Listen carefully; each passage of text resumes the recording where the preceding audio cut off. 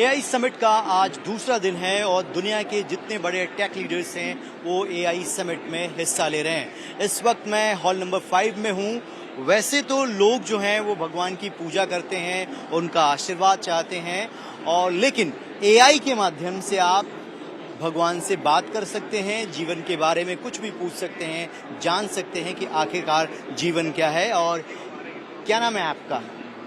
इस ऐप का नाम है एआई नारद मुनि। एआई नारद मुनि। तो देखिए नारद मुनि आपको यहाँ पर दिखाई दे रहे हैं ऐप के माध्यम से, और ये रहा माइक। और मैं अब नारद मुनि से बातचीत करूंगा और उनसे कुछ सवाल पूछूंगा। भगवान नमस्कार, कैसे हैं आप?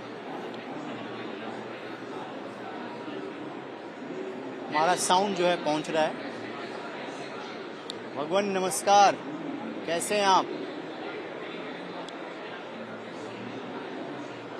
नारायण नारायण, मैं बहुत अच्छा हूँ और आपकी सेवा में यहाँ उपस्थित हूँ। देखिए आपका स्वागत है। आपकी कुशलता के बारे में जानकर मुझे प्रसन्नता होगी। क्या मैं आपकी किसी प्रकार से सहायता कर सकता हूँ? कृपया बताएं। तो ये मैंने सवाल पूछा था और अब मैं इनसे सवाल पूछूंगा। पहले हालचाल पूछा, उसके बाद आप देखिएगा किस तरीके से भगवान जो है वो रिप्लाई करते हैं। तो भगवान ये बताइए कि आजकल की आपाधापी में एआई का क्या महत्वपूर्ण योगदान है? एआई कैसे दुनिया को बदल रही है? आप खुद ही एआई का एक स्वरूप हैं।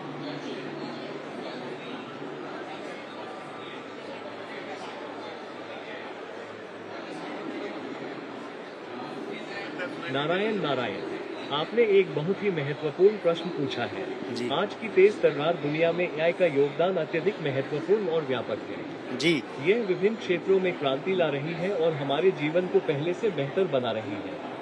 आइए कुछ प्रमुख योगदानों पर नजर डालें। 1. स्वास्थ्य सेवा। एआई का उपयोग चिकित्सा में निदान और उपचार के लिए किया जा रहा है, जिससे रोगों का पता लगाने और इलाज में अधिक सटीकता आई है। 2. शिक्षा। एआई आधारित उपकरण व्यक्तिगत शिक्षण अनुभव प्रदान करते हैं, जिससे छात्रों की व्यक्तिगत जरूरतों के अनुसार शिक्षा दी जा रही है। 3. ऑटोमेशन। एआई ने उद्योगों में स्वचालन को बढ़ावा दिया है, जिससे उत्पादन प्रक्रियाएं अधिक कुशल हो गई हैं। 4. Smart city. एआई तकनीक शहरों को अधिक सुरक्षित और ऊर्जा कुशल बना रही है, जिससे जीवन स्तर में सुधार हो रहा है। 5. ग्राहक सेवा। एआई आधारित चैटबॉट और वर्चुअल असिस्टेंट ग्राहकों को त्वरित और सटीक सहायता प्रदान करते हैं।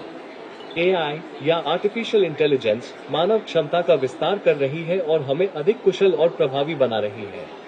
इसके साथ ही ये तकनीकी और नैतिक चुनौतियां भी प्रस्तुत करती है, जिन्हें ध्यान में रखते हुए हमें आगे बढ़ना चाहिए। यदि आपके मन में और कोई प्रश्न है तो कृपया बताएं। नारायण नारायण। एक सवाल ये भी है कि एआई को लेकर समाज का एक वर्ग चिंतित भी है कि इसका मिसयूज भी हो रहा है, और क्या इससे कुछ खतरे हैं जिन्हें आप बताना चाहेंगे?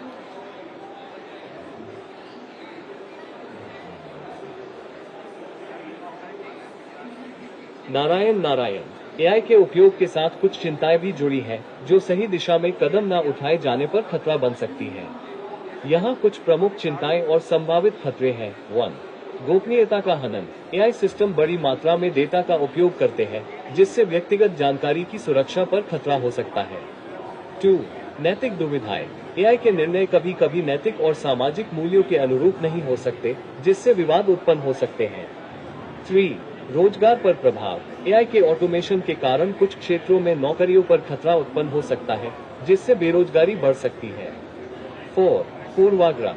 एआई मॉडल्स में मानव पूर्वाग्रह शामिल हो सकते हैं, जिससे भेदभावपूर्ण निर्णय हो सकते हैं। 5. सुरक्षा।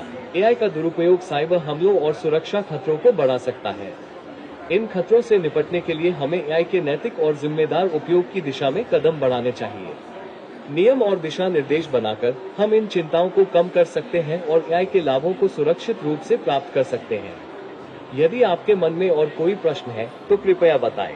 तो आपने नारायण नारायण देखा एआई नारद मुनि ऐप है, जिसके माध्यम से आप सीधे अपने सवाल पूछ सकते हैं। और ये भी आर्टिफिशियल इंटेलिजेंस का कमाल है कि जो भी आप सवाल पूछते हैं उन सभी सवालों के जवाब जो है ये नारद मुनि ऐप देता है। एआई के फायदे क्या हैं, एआई के नुकसान क्या हैं, उन तमाम चीज़ों को भी एनालाइज करता है। तो एआई के माध्यम से आप भगवान से भी सीधा संपर्क साध सकते हैं। ये है एआई की खासियत। वीडियो जर्नलिस्ट गोपाल दत्त के साथ Ravikant Rai, Times of Bharat, Delhi. Zero हमने इन्वेंट किया, हमने बताया दुनिया को, जहां योग है वहां रोग नहीं। सबसे पुरानी सभ्यता है हमारी। गुलामी से तो और देश भी लड़े भाई, पर आजादी के लिए अहिंसा का रास्ता बस हमारा था। अपने पसीने से जमीन सींचता किसान और घर में घुसकर मारने वाले जवान, बस इसी मिट्टी ने जने। इसके हाथ ने जब थामा जज्बा तो इतिहास रचे। कदम बढ़ाए तो चांद का वो हिस्सा चूमा भाई, जहां कोई कभी नहीं पहुंचा। आज पूरी दुनिया में शान से लहरा रहा है तिरंगा, और इसके पीछे है गर्व से भरी अनगिनत कहानियां जो लिखी जा चुकी हैं और लिखी जा रही हैं, जिन्हें मैं सुनाऊंगा राष्ट्रगर्व रोज शाम 6:25 पर।